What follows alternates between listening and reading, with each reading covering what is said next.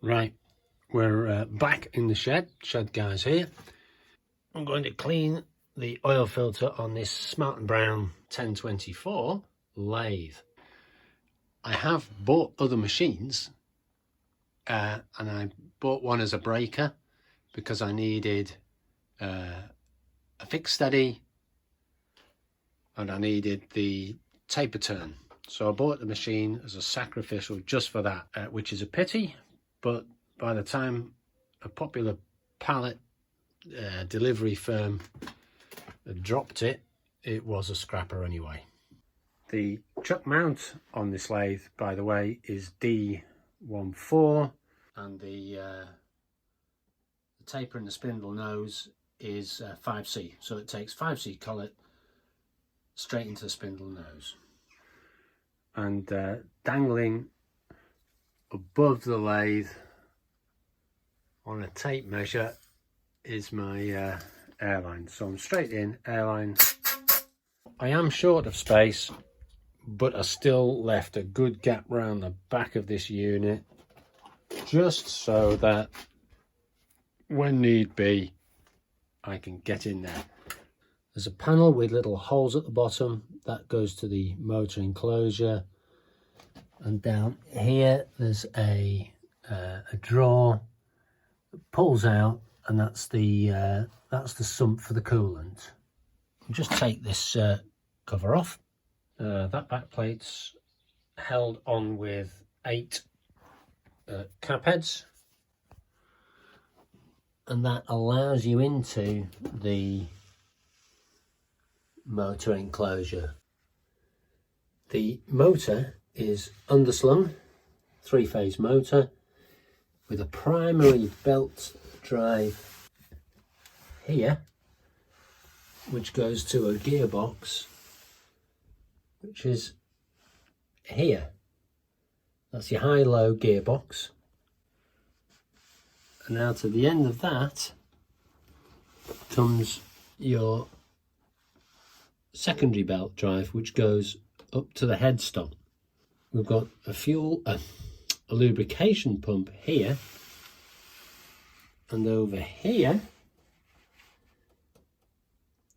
a filter. Down on the motor, this is an engine brake. When the power to the motor is turned off, this trips, it'll stop the motor, and there's protection above it to stop gloop and rubbish dropping in. The motor is on adjustable bolts, which are factory set. It's lined up. It's well thought through. It's tight, but these are big components. So this plate here slings the motor underneath, the gearbox on top. It sits on 4 heavy-duty pins. So the pins go into lugs underneath, which have got rubber-filled, shock-absorbing bushes. That's a nice view of the engine mount adjustments dangling underneath. There is adjustment on the electric brake, an adjustment screw on the front. If it's turned off and coast, you just nip that up. The motor and gearbox mounting plate pivots at the back on a long rod. There's little grub screws on each end, so you have to get the rod in, snug up the grub screws. The rod's going nowhere. At the front end, you've got little shorty pins. These are the bushings, which are rubberoid with a central core. 4 of those.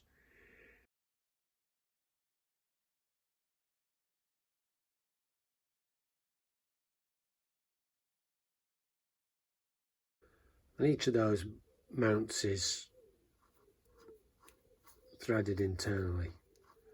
So there's some complex adjusting going on there.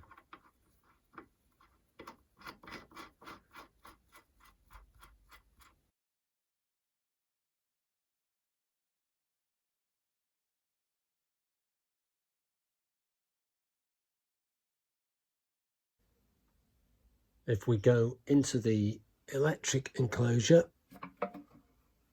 the mounting rods come through. This one's from the back of the plate.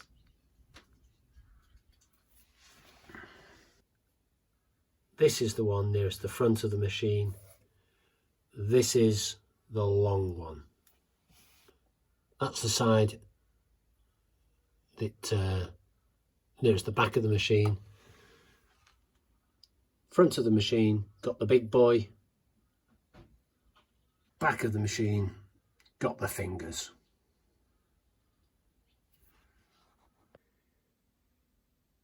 We're tight for space around the back there. These are the spares from the other unit that I took to pieces, so I'll be able to show you a little bit more easily out here. It's heavy duty stuff, this. The apron, 76 pounds. Motor there weighed 95 pounds. High-low gearbox, he came in at probably 135, 140 pounds. And the headstock, he was 255 pounds in weight. So somewhere in there, you're going to lose the ability to pick things up. I just about made the motor. So this is the underside of a very gunky motor. I wouldn't plug that in. There should be a identity plate here. It's gone.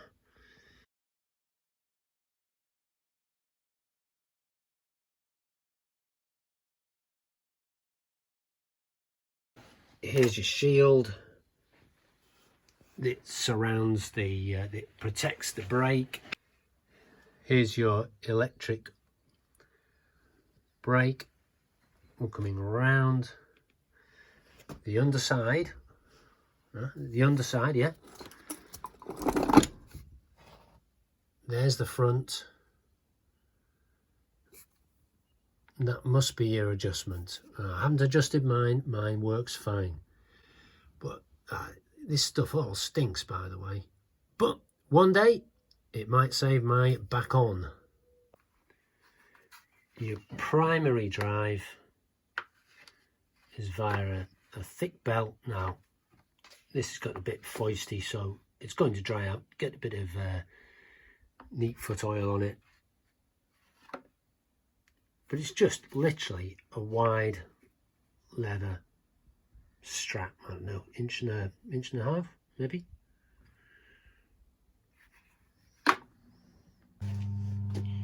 Right, so that's what we'll put on those belts at the back. It just keeps them healthy. So here's your gearbox. This is the front side that you see. Primary belt in, secondary belt out, high-low lever which goes via a linkage to the front of the machine, and they sweated blood making that. So that lot there comes to fast,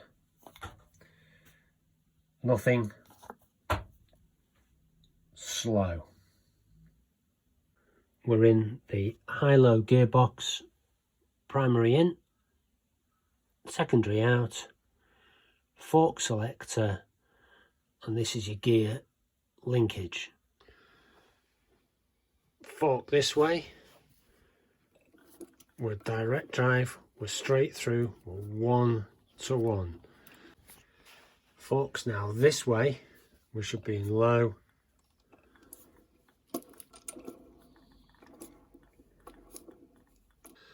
Seriously, boys, if you're going to put bearings in, put some thumpers, eh?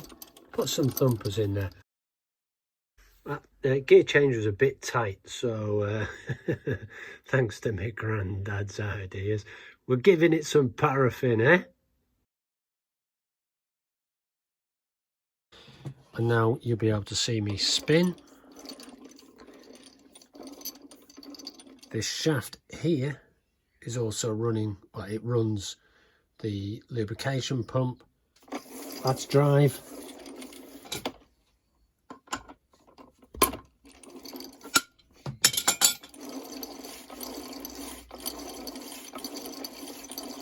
Neutral. I don't give that too much beans because the top plate, the cover plate, acts as a pivot, and this is, I don't want this fork assembly to be thrown either way. Hello. To put the lid back on, normal nonsense, a couple of locating pins.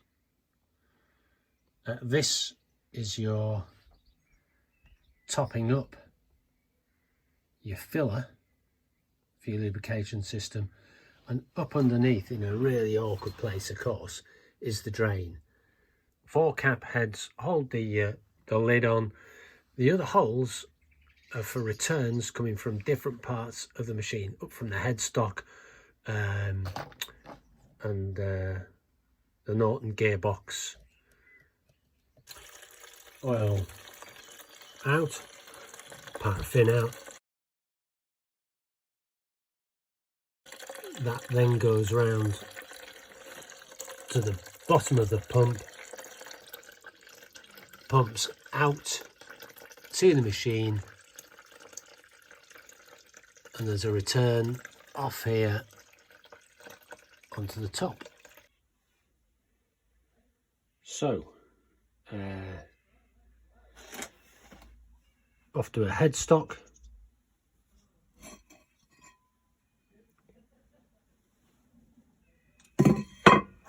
Secondary drive belt coming into the headstock.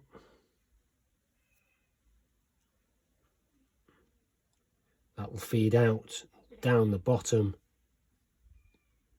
through to the transfer for the feeds. Oil in for lubrication. And these are little distribution channels. It's currently sat there in neutral. Hang on, I'll put a chuck on. 2 seconds. Okay, so D14. I'm upside down doing this. 1. Okay, 2. 3. This little arrow showing you which way to tighten and untighten on this machine. There you go, tighten. Alright, that's on. So I've got the 4-jaw on. We can spin the whole thing. We're in neutral. We'll hit right hand threads. Can't see much there, can you? Left hand threads. We'll hit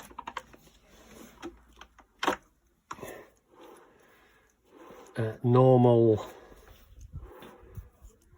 gearing, and we've hit back gear. Back gear.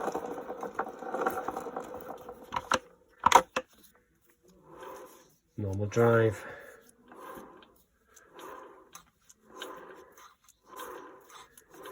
Oh, normal drive. Watch your fingers.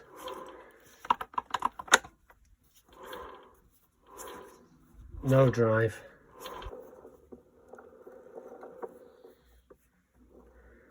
One, 2. So there's 3 keyed slots for that to ride on. Right, so we're back to the gearbox and the oil. We're going to refill that with a modern equivalent, which is Shell Tellus 37. I don't need to know much in life because these boys will look after you. So we'll fill that It just comes to the level. When it gets to this level, it's full.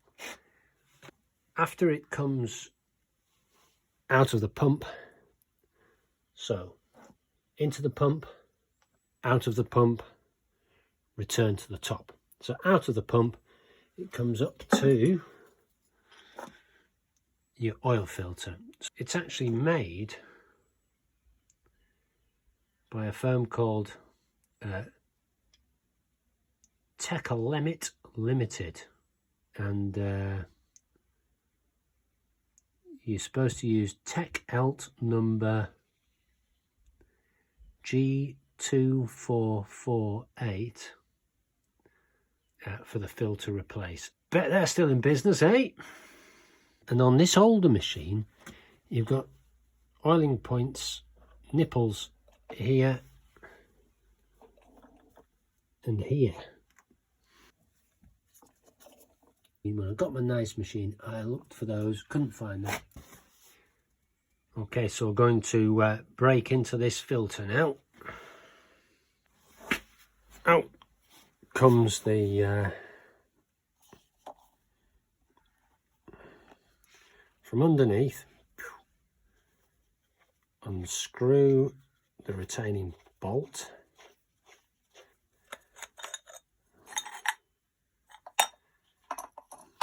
And you've got wire, fabric and cotton roll strainers. Little seal around the edges.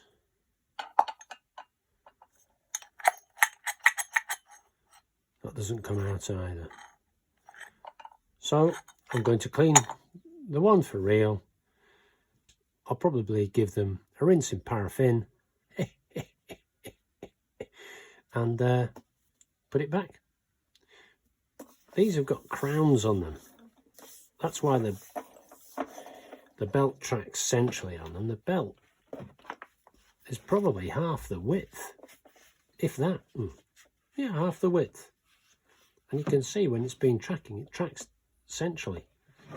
You could put this straight back on the machine, it would work. Headstock would work. Electric motor, ooh, that's, you wouldn't want to. You'd have to take that to pieces and service it. And I'll probably will do that at some stage. Okay, so for real, my one came out. I had a funnel and the only metric nut on the blooming thing, size 13mm. Right, so that's super cleaned out now, super clean. One of the wings is different from the others, so it's like a little pretty flower with a slightly smaller petal on one side. I thought that might have been an orientation thing, but actually it's just manufacture. It's where the outer gauze nips up. Okay, so super handy having the old unit. I took this out and of course it all came to pieces on me. We've got a wacky washer with the embossed side up, into which sits a felt washer, then quite a nice pressure plate washer, and then the spring. The older ones had the retaining clips. Okay, yep, it's me again, and we're going to do the stack up. In, spring, that's a nice washer, not just one out of your parts bin. Felt, that way up.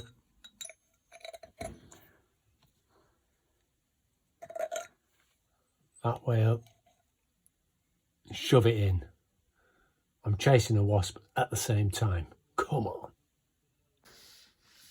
When I'm filling the oil there, I've got a towel because I don't want oil to come out of overflow out of there and go underneath, which it does, and I don't want it covering my motor.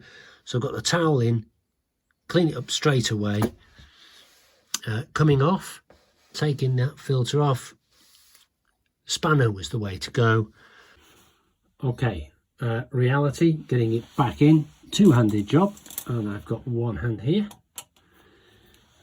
By the way, I don't mind killing a wasp, but I'd always save a bee. Oh, that wasp just got it. All right, that's the way back in. It's a long extension screwdriver socket on the top, pushed up, held up with my hand. Bob's your uncle, Robert's your relation, Fanny is your auntie. Job's a good one. Right, we've fired it up, and in a minute you'll see oil come through the eye glass.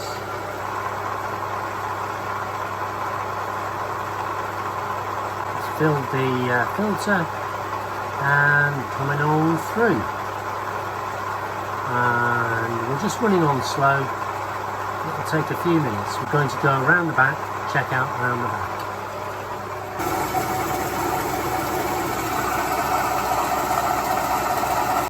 So looking in this pipe here, see-through pipe, I've got a bubble here, which might mean that sump was a bit low. I've just topped it up. We'll see the bubbles move.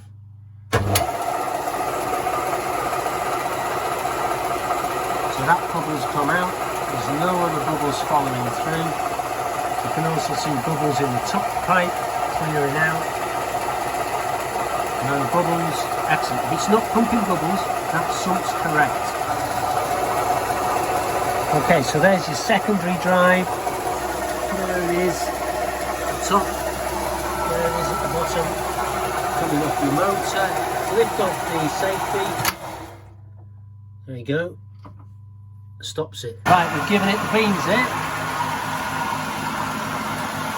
Motor same speed, primary same speed. We're going a bit more of a lick on that now. Let's try and knock the pop again. Pull the safety cover over.